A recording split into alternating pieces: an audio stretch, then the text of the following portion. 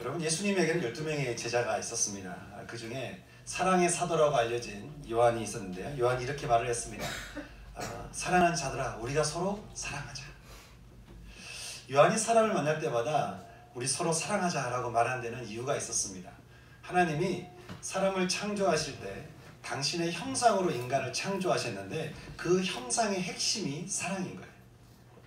따라서 사랑으로 창조된 사람들은 사랑이 없이는 살 수 없는, 사랑이 있어야만 그래서 살 수 있는 존재가 된 것이죠. 어느 누구도 사랑 없이 살 수 있는 사람은 없습니다. 사랑이라고 하는 것은 마치 가뭄에 내리는 하늘의 빗줄기와 같고, 그리고 기나긴 어두운 밤을 깨우는 그런 태양의 빛과 같은 것이 사랑인 것이죠. 요한은 사랑이라고 하는 것에 대해서 말하기를 우리를 살리는 영원한 생명이다. 사랑이란 우리를 살리는 영원한 생명이다.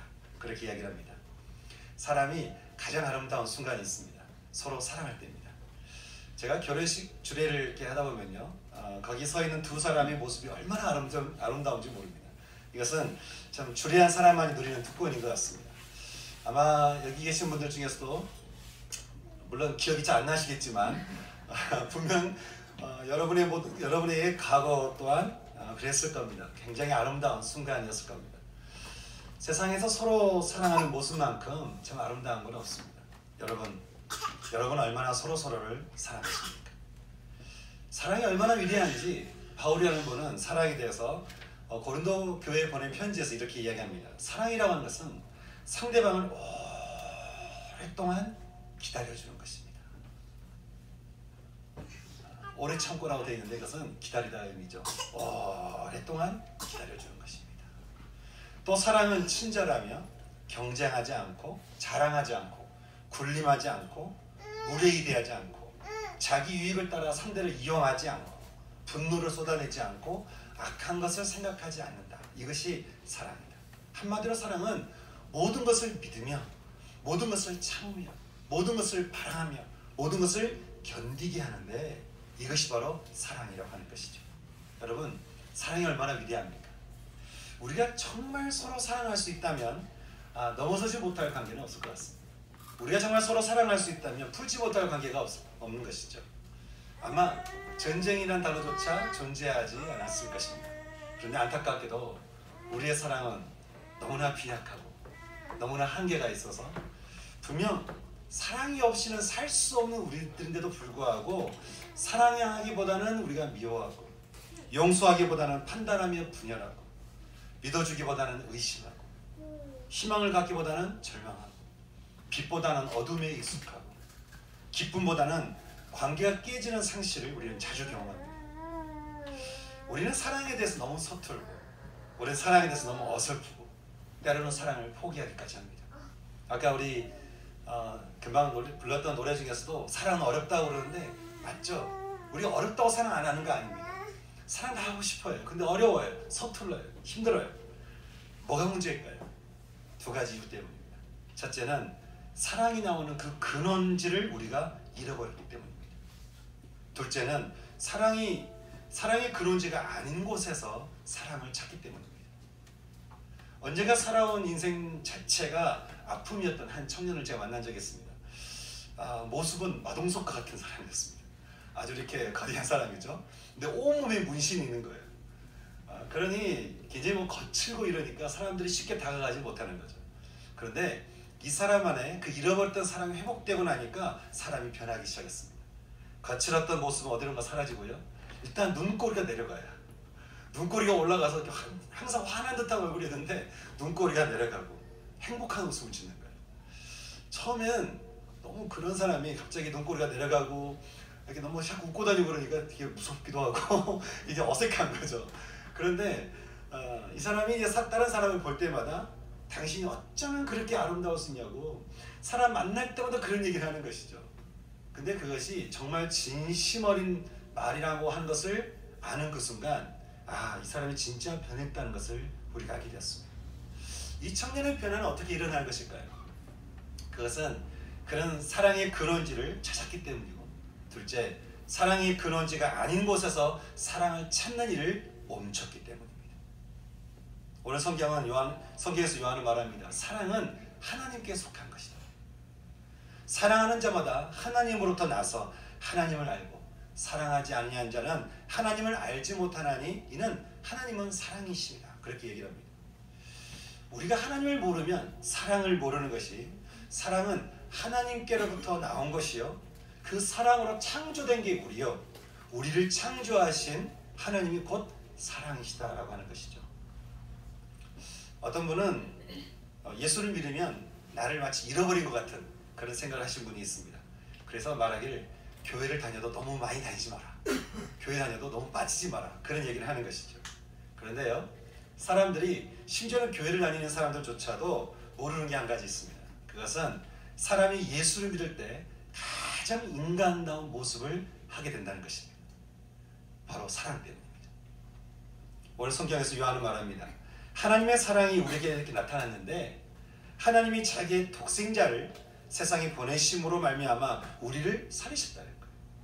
그래서 다시 10절에서는 이렇게 말합니다. 사랑은 여기 있으니, 사랑은 여기 있으니, 저기 있는 것도 아니고 또 다른 곳에 있는 것도 아니고 사랑은 여기 있으니 하나님이 우리를 사랑하사 우리 죄를 속하기 위하여 화목제물로 자기 아들을 우리에게 보내셨다는 겁니다.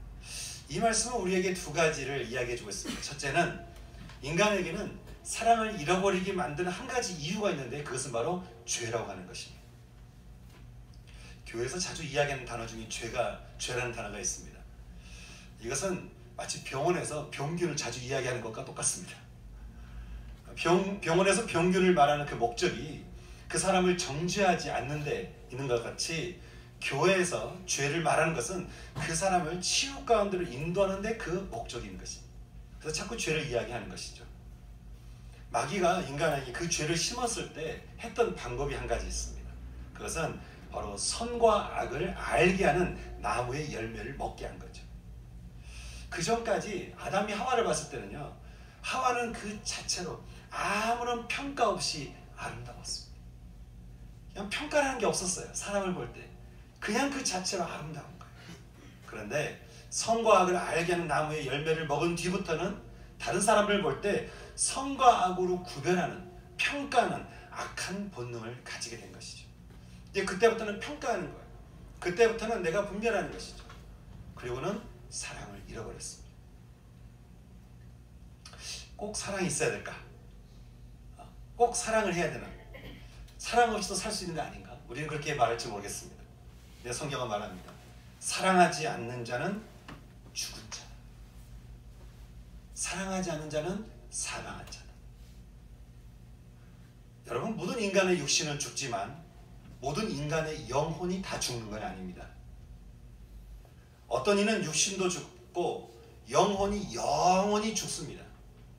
하지만 어떤 이는 육신이 죽지만 영혼은 영원히 살아서 천국을 누리는 삶을 살게 되는 것이죠.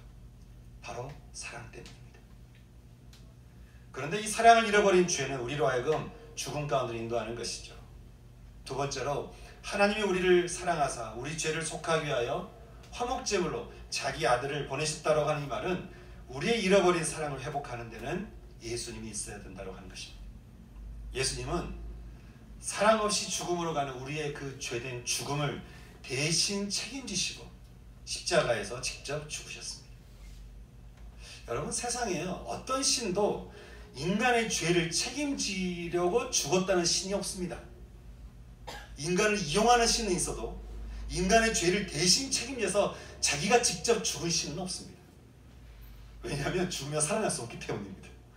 또 존재하지 않기 때문에 그렇죠. 그런데 예수님은 인간이시지만 또한 하나님이셔서 죽음의 자리로 내려가셨지만 그 죽음을 이기시고 부활하셨습니다. 예수님이 굳이 이 일을 감당하셔야 했던 이유가 있었습니다. 사랑을 상실한 우리들 가운데 오셔서 당신의 완전한 사랑으로 우리 삶을 보상해 주시기 위해서였습니다. 우리는 여전히 사랑이 없습니다. 많이 부족합니다. 하지만 내 안에 오신 예수 그리스도의 사랑으로 우리는 다시 사랑의 존재로 우리는 부활할 수가 있는 것이죠. 사랑이 부활하면 인생이 달라집니다. 두 가지 때문입니다. 첫째는 나라는 존재가 너무 존귀하고 너무 사랑스럽게 여겨지기 때문에 그런 것이죠. 내가 얼마나 존귀하고 내가 얼마나 소중한 사람인지 다른 사람의 인정과 칭찬을 통해서 증명하려고 애쓸 필요가 없게 된 거예요. 이미 나라는 존재는 그 자체만으로도 귀하기 때문에 그렇습니다. 두 번째, 사랑이 부활하면 세상에 대해서 소망을 가지게 됩니다. 세상 뉴스에서 들려주는 수많은 그 사랑 없는 비극만이 이 세상의 전부가 아니라는 것을 알게 됩니다. 저는 제가 어린 시절에 또 청소년기 시절에 너무 많은 상처 때문에 제가 참 원망이 많았습니다. 제가 입에서 이렇게 말만 꺼내면 계속 원망인 거예요. 누구 때문이고 누구 때문이고 그런 원망이 제 입이 달고 살았어요. 근데 놀라운 것은요, 제가 사랑이 회복되니까 그 아버지는 끊임없는 그 원망과 그 쓴뿌리 옆에 그래도 나를 사랑하셨고 아끼셨던 그 참 서툴고 어설픈 아버지의 사랑이 보이는 거예요. 그래서 제가 아버지에게 다가갈 수 있게 됐습니다. 늘 저에 대해서 무관심해 보였던 그 엄마의 모습 곁에 밤늦도록 나를 기다리셨던 엄마의 기다림이 눈에 보이기 시작한 거예요. 그리고 어려운 가운데서도 늘 내 곁에 있었던 친구들과 사람들이 떠올려지게 되고요. 그 모든 일을 옆에서 늘 함께 하셨던 우리 하나님이 보이기 시작한 겁니다. 참 감사하고 고마웠습니다. 사랑이 회복되니까 제 안에 그런 마음 들었어요. 야, 인생이 살만한 가치가 있구나. 야, 인생 사는 게 참 재미있구나. 그러면서 제가 사랑이 회복되니까 인생에 힘이 들어오기 시작했습니다. 사랑 여러분, 저는 오늘 이 자리가 단순히 어떤 종교의 자리를 떠나서 우리의 잃어버린 사랑이 회복될 수 있는 자리가 되었으면 좋겠습니다. 저와 여러분이 이전에 어떤 삶의 경험을 가지고 있든, 그리고 어떤 죄를 마음에 품고 있었던 상관이 없죠. 죄의 죽음을 이기시고 생명을 부활하신 예수님이 우리 가운데 임하시면 우리는 잃어버린 사랑이 회복되면서 새로운 삶을 우리가 새롭게 시작할 수가 있게 되는 것입니다. 우리 인생의 마지막 죽는 순간까지 내 안에 완전한 사랑으로 오신 그 예수님 사랑 때문에 나를 사랑하고 우리가 가족을 사랑하고 세상을 사랑하며 죽을 수가 있다면, 여러분, 그것처럼 가치 있는 인생이 어디 있겠습니까? 죽는 그 순간까지 우리가 사랑하며 죽을 수 있다고 한다면, 정말 아까 잠깐 봤던 영상처럼 정말 눈이 부시게, 그 죽는 그 순간까지 눈이 부시게 사랑 때문에 그런 인생을 살 수 있다고 한다면 얼마나 그 인생이 가치 있는 인생이었습니까? 주님이 말씀하셨습니다. 하나님이 세상을 이처럼 사랑하사 독생자 예수를 우리에게 주셨으니 이는 그를 믿는 자마다 멸망하지 않고 영원한 생명, 그래서 사랑을 말합니다. 영원한 사랑을 얻게 하려 하십니다. 저는 이 시간에 이 예수님의 사랑으로 우리의 사랑이 회복될 수 있는 시간이 됐으면 좋겠습니다. 방법은 한 가지입니다. 완전한 사랑을 부활시킨 그 예수님을 우리 마음 가운데로 영접하는 것이죠. 우리는 사랑이 없고 늘 서툴고 어리숙하지만 완전한 예수님의 그 사랑이 내게 임하면 우리는 완전한 사랑 가운데로 돌아가는 것입니다. 사랑이 회복되는 것이죠. 사랑이 부활되는 것입니다. 여러분, 오늘 이 시간에 여러분 마음 가운데 좀 죽어있고 좀 꺼져있고 또 내가 이제까지 살아오면서 많은 어려움과 상처 가운데서 막혀있던 그 사랑이 다시 회복될 수 있단다. 여러분, 이 시간 여러분 오신 거 의미 있는 아주 가치 있는 시간이 되는 거 아니겠습니까? 저는 오늘 이 시간이 그런 시간이 됐으면 좋겠습니다. 방법은 한 가지라고 말씀드렸습니다. 어차피 우리에겐 사랑이 없어요. 어차피 우리 사랑은 서툴러요. 어차피 우리 사랑은 깨져 있습니다. 방법은 한 가지. 사랑이 회복되는 길은 완전한 사랑이 되신 예수님이 내 안에 임하시는 겁니다. 그럴 때 우리는 사랑할 수 있습니다. 그럴 때 우리는 마치 결혼한 지 얼마 안 된 것처럼 10년이 지나든 20년이 지나든 우리 서로 사랑하는 관계가 됩니다. 제가 제 아내랑 이제 16년째 이렇게 살고 있는데 참 그런 들은 마음이 있습니다. 예수님의 사랑이 우리 가운데 있기 때문에 어쩌면 그 사랑이 늘 이렇게 어제 결혼한 것 같은 그런 마음이 참 저에게 있어요. 아, 예수님의 사랑 때문에 이렇게 사랑할 수 있구나. 이것이 우리에게 주는 가장 큰 행복인 것 같습니다.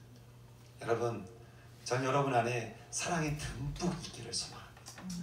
오늘 이 시간에 여러분 마음 안에 사랑이 가득 차서 그 사랑 가득한 그 마음으로 나도 사랑하고 가족도 사랑하고 또 세상도 사랑할 수 있는 그런 여러분 되시기를 예수님의 이름으로 축복합니다.